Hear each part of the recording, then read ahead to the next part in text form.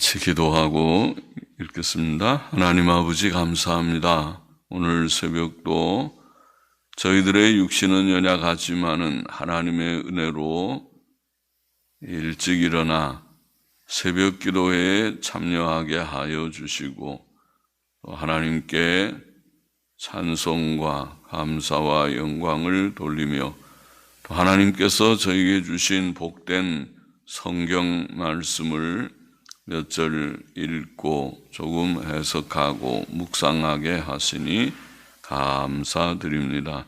하나님, 저희는 연약한 자들, 믿음이 적은 자들이지만은 하나님께서 큰 은혜로 저희들을 택하시고 구속하시고 또 중생시키시고 또 이 믿음으로 살아갈 수 있도록 날마다 지켜주시고 도우시고 인도하여 주시니 감사합니다.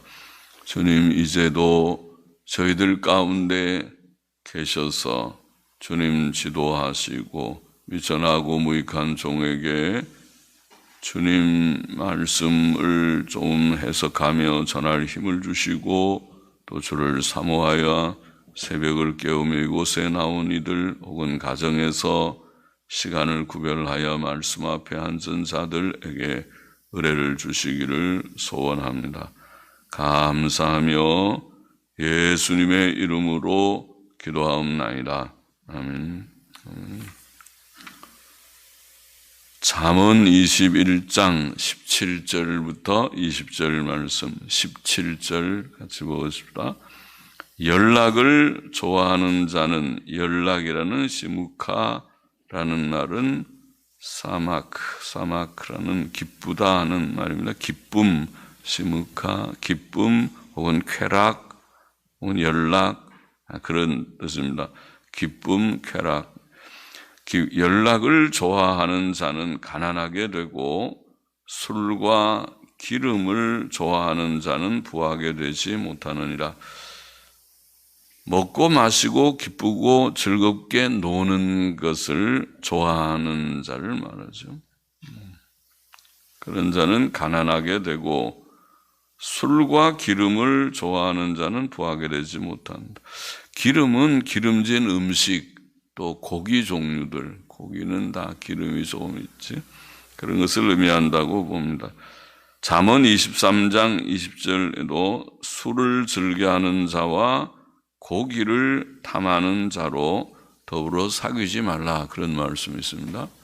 그 좋지 않다는 것이죠. 술을 좋아하고 고기를 좋아하고 하는 것은 좋지 않다. 사람은 필요 이상의 것을 사지 않고 먹지 않고 쓰지 않고 좀 절약하며, 꼭 필요한 것은 하지만은 필요치 않은 것은 좀 절약하며 살아야 조금씩이라도 저축을 할 수 있지만, 먹고 싶은 것을 다 먹고 쓰고 싶은 것을 다 쓰고 살면 낭비하게 되고 가난을 면치 못할 것입니다. 좀 절약해야 저축이 되고, 그래서 어려울 때 대비할 수가 있지. 그것이 지혜로운 삶이죠. 성도의 생활 방식은 그러므로 검소하고 절약적이게 사는 것이라고 봅니다. 성도는 육신적 쾌락을 좋아하지 말아야 합니다. 주께서는 씨 뿌리는 비유에서 가시떨기에 떨어진 씨는 말씀을 듣고 지내는 중 이 세상의 염려와 돈과 일락이라고 했지. 일락이 그 육신적 쾌락입니다. 여기에 연락과 비슷한 개념입니다. 일락, 그 육신적 쾌락에 기운이 막혀 온전히 결실지 못하는 자다, 그렇게 말씀했습니다. 가시떨기에 떨어진 씨가 되지 않아야 하겠습니다. 세상 염려가 많거나 돈에 대한 생각, 염려이 많거나 일락, 육신의 쾌락에 빠져 있거나, 그렇게 되면 믿음 생활 잘 못한다. 그러면은 신앙 성장이 없고 성화가 없고 실패자가 될 것이다. 사도 요한도 이 세상이나 세상에 있는 것들을 사랑치 말라 그랬죠. 사랑치 말라. 세상을 사랑치 말고 세상에 있는 것들을 사랑치 말고 또 세상에 있는 모든 것이 육신의 정욕과 안목의 정욕과 이생의 자랑이라고 다 아버지께로 쫓아온 것이 아니라 그렇게 말을 했지요. 그래서 세상 사랑하지 말아라. 성도는 특히 술 취함과 방탕함을 조심해야 합니다. 로마서 13장 12절 13절에 보면 밤이 깊고 낮이 가까웠으니 그러므로 우리가 어두움의 일을 벗고 빛의 갑옷을 입자. 낮에와 같이 단정히 행하고 방탕과 술 취하지 말며 방탕과 술 취함 같이 붙여서 얘기했습니다. 그렇게 하지 말아라. 음란과 호색하지 말며 쟁투와 시기하지 말라.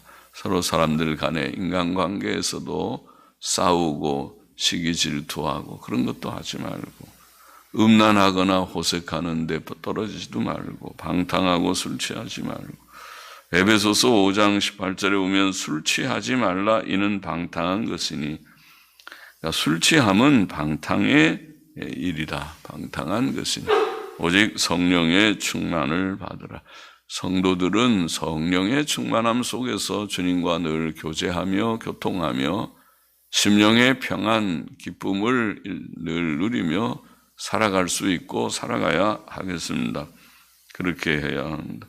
18절 넘어가 보십시다. 악인은 의인의 대속이 되고 여기 대속이라는 그런 말인데 대속, 대신 죽임을 당하는 것 그런 개념이라고 봅니다. 대신 죽임.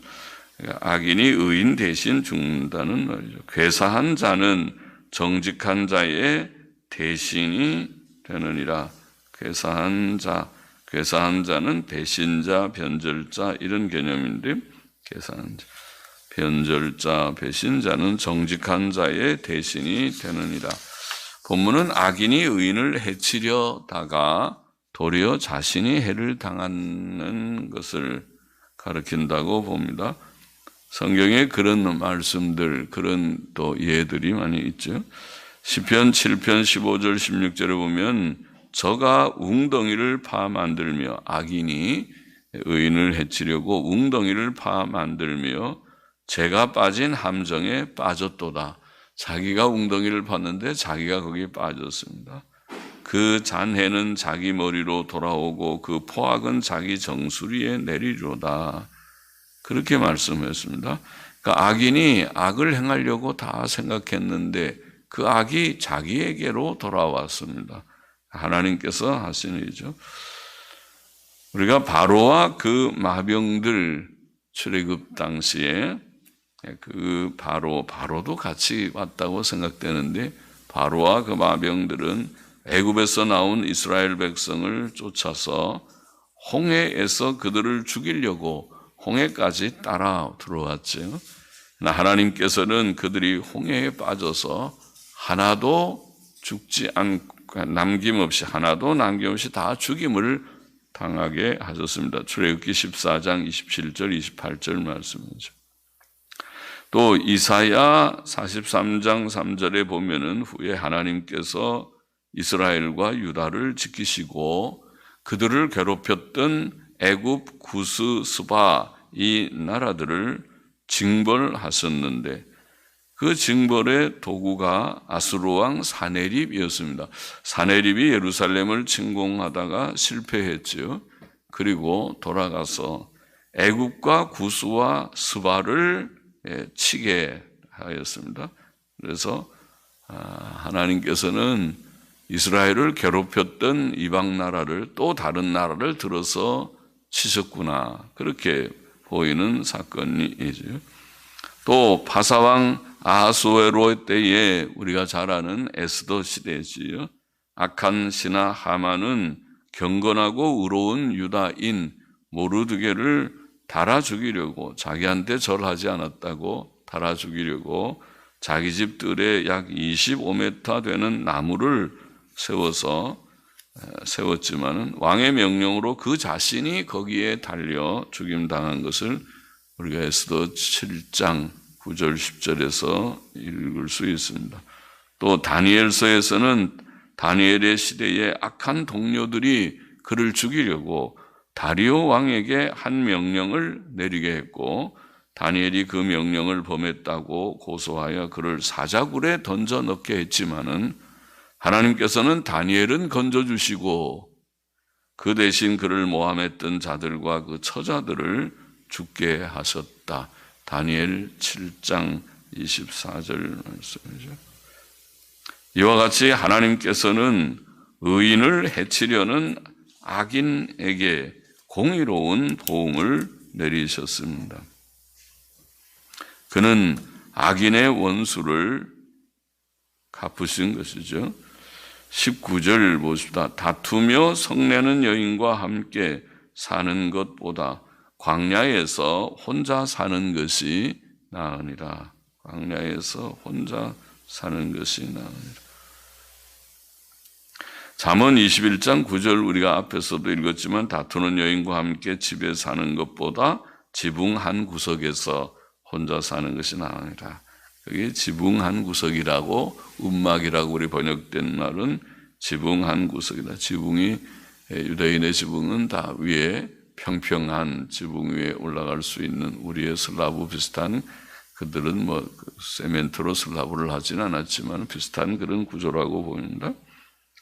부부는 사람의 삶의 가장 기본적인 단위입니다. 거기에서 가정이라는 것이 시작됩니다. 사람이 가족 관계가 좋으면 사회에서도 대인 관계가 원만한 사람이 될 수 있지만은 가족 관계가 나쁘면 사회에서도 대인 관계가 나쁠 것입니다. 가정은 인생의 기초 훈련소와 같아서 가정에서 잘 훈련된 사람이 사회생활도 잘 할 수 있습니다. 그것은 인격의 훈련, 인간관계의 훈련을 시키는 훈련소와 같습니다. 부부의 관계는 교제의 관계다. 사람의 사는 관계가 서로 교제하는 관계죠. 하나님께서는 사람이 혼자 있어서 외로운 것을 좋지 않게 보시고 남녀가 짝이 되게 하셨습니다.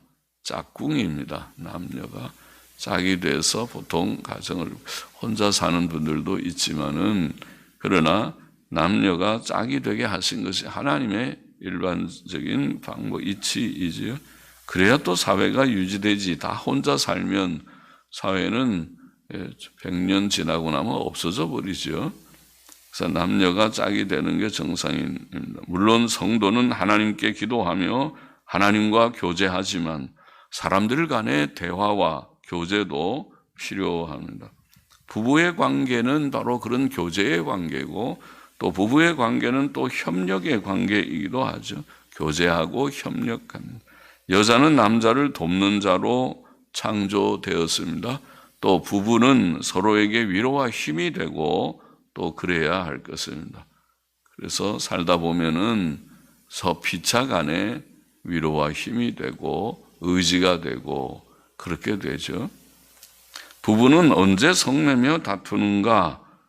그들은 상대를 오해했을 때, 오해가 제일 첫 번째 아마 경우일 거고, 또 상대에 대한 신뢰와 사랑이 식어지고 불신과 미움이 생기면 그때 잘 화를 낼 수 있겠죠.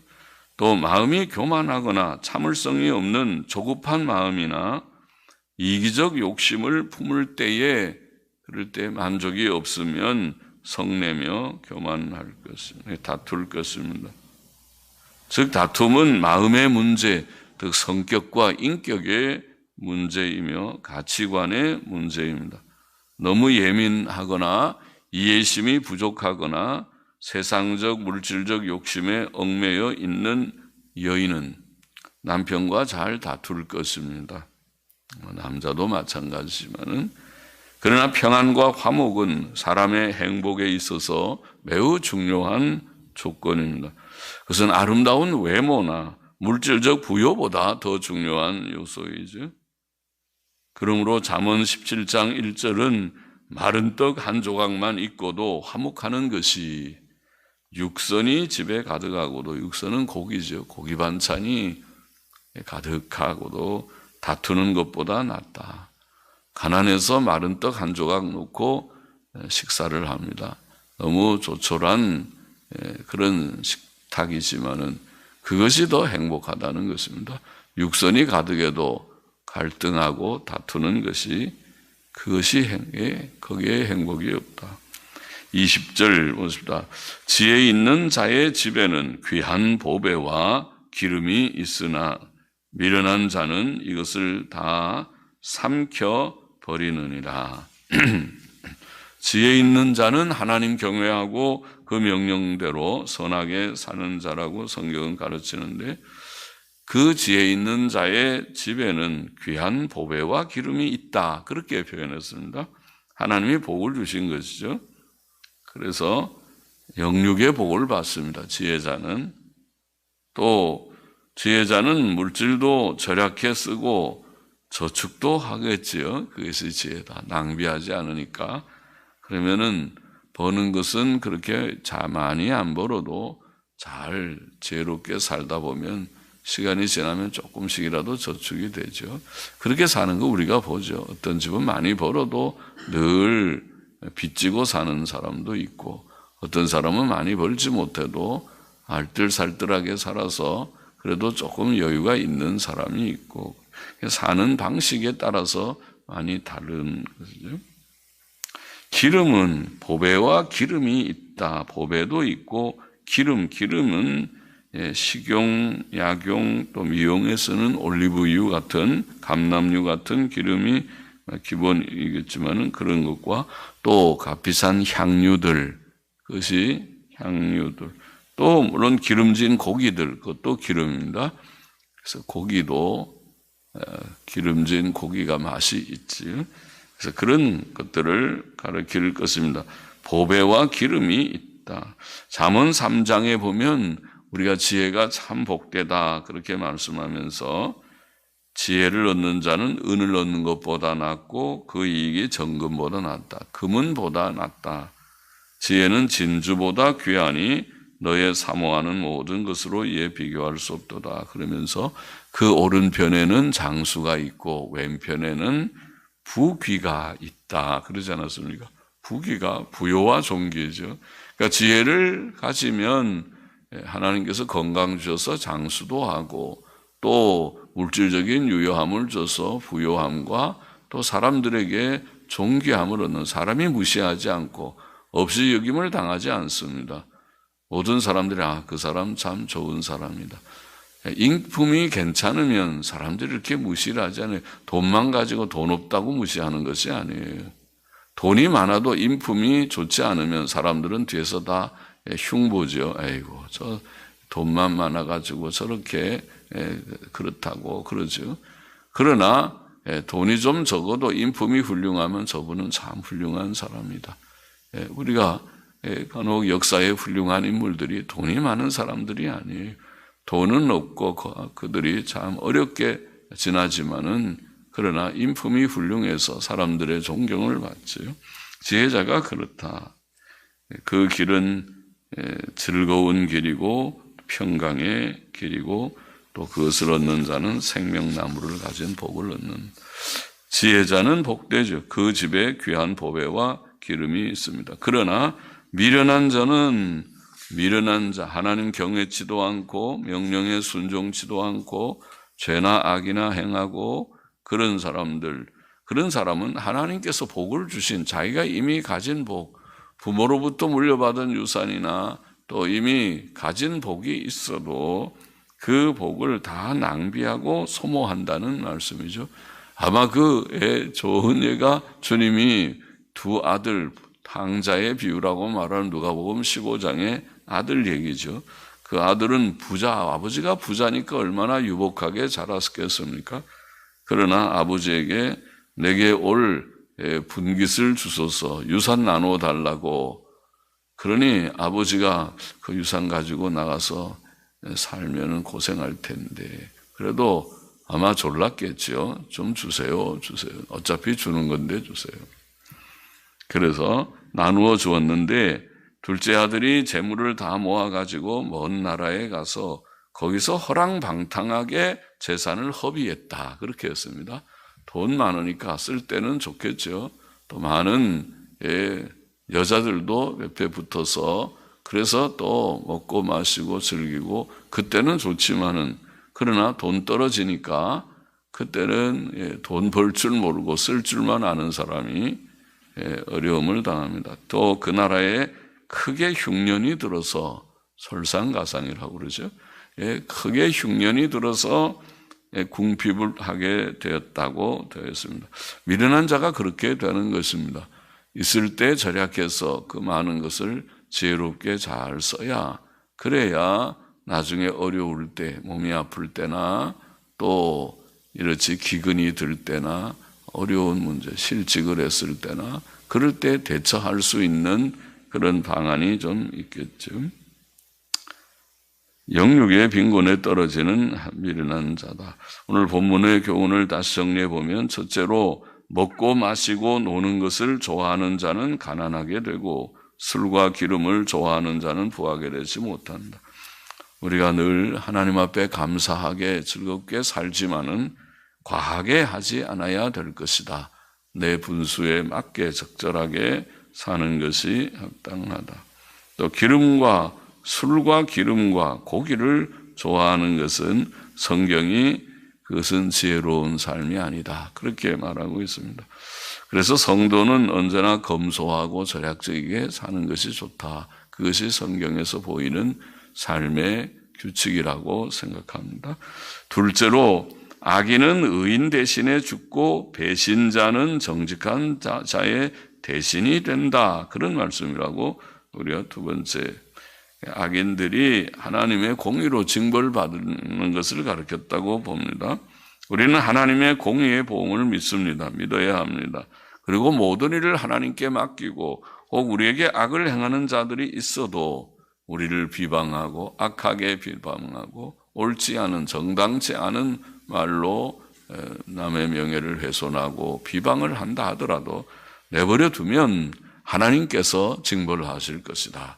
하나님은 공의의 하나님이니까 무슨 무익한 말을 하더라도 그것을 마지막에도 다 하나님이 심판하실 뿐 아니라 땅 위에서도 악인에 대해서 보응하셔서 악인은 의인 대신에 죽기도 하고 또 정직한 자의 대신으로 징벌을 받게 될 것이다.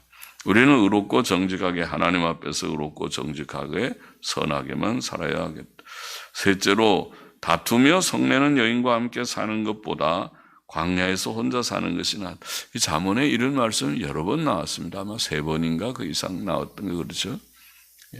똑같은 말씀이 또 있고 또 이게 우리가 9절 말씀이 똑같은데 다른데 또 있던가요? 그리고 오늘 여기에 19절도 비슷한 그런 내용이고 그렇습니다.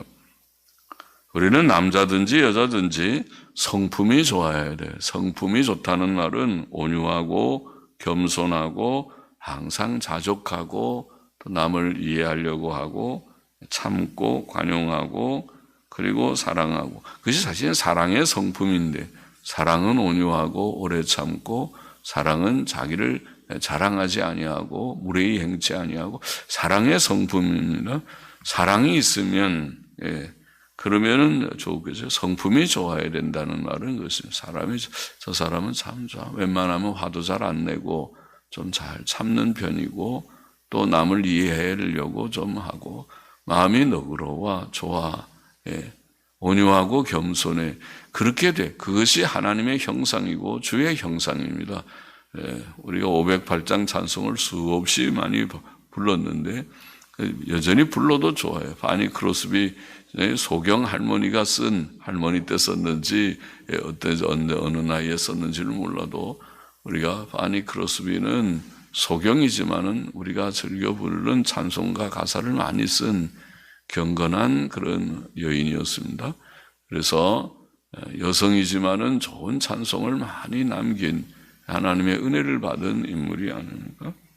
그래서 주의 형상을 담기를 원합니다. 그래서 가정이 다 평안하고 복되기를 원합니다. 남편은 아내를 사랑하고 아내는 남편을 존중하고 또 순복하고, 아내가 대장 노릇하는 집안은 불행한 집안이고 그렇게 하지 말아요. 아내가 대장 노릇하면은 집안이 바로 되는 집안이 아니고, 남편이 아내를 사랑하고 아내는 남편을 존중하고 다 순응해서 남편을 좀 귀히 여기고 살아요. 성경적입니다. 넷째로, 지혜 있는 자의 집에는 귀한 보배와 기름이 있으나 미련한 자는 이것을 다 삼켜버린다. 하나님께서 복 주시면, 지혜자에게 복 주시면 귀한 보배와 기름이 있겠죠. 하나님께서 그렇게 주신다고 약속하셨으니까 물질의 여유도 있고, 그렇게 되겠죠. 그러나 미련한 자는 그런 복도 다 차버리기도 하고, 아유, 저 사람은 자기 복을 스스로 차버렸구나. 좀 참고 있지. 그것이 복인데 그 복을 차버리다니. 아유, 참 미련한 사람이로다. 그렇게 여기는 사람들이 없지 않고, 미련한 자가 자기에게 하나님이 주시는 복도 막아버리기도 하고, 하나님이 복을 주려도 줄 수가 없어. 미련해서. 지혜로운 자야 복을 받는데, 오른손에 장수, 왼편에 부귀가 있고 부여와 존귀가 있고 또 기쁨과 평안을 지혜자에게 주시는 복인데, 그런 복을 좀 받아서 땅 위에서도 복되게 살지, 그렇게 생각이 되고, 미련하면 맞고 있는 복도 다 갖다 발로 차버리듯이 저 사람은 자기 복을 자기가 찾다, 그런 말 우리가 들어 하죠. 저 사람이 미련한 자는 자기 집을 허물어 버린다, 그렇죠. 지혜로운 자는 이 참 별로 시원찮은 집이라도 잘 세워서, 아유, 저 사람이 저 어려운 집에 들어와서 집을 세웠구만. 참 복된 가정이다. 그렇게 되는 것이죠. 지혜자가 다 되기를 원합니다.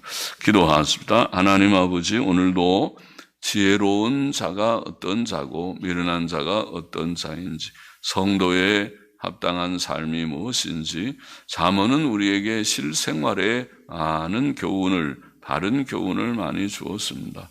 주님, 우리에게 지혜를 주셔서 성경의 교훈에 합하게 늘 주님 지혜롭게 살아가는 저희들이 되게 하여 주시고, 미련둥이처럼 살지 않도록 은혜를 주시기를 소원합니다. 감사하며 헌구하는 심령도 받으시기를 원하며 예수 그리스도의 이름으로 기도하옵나이다. 아멘.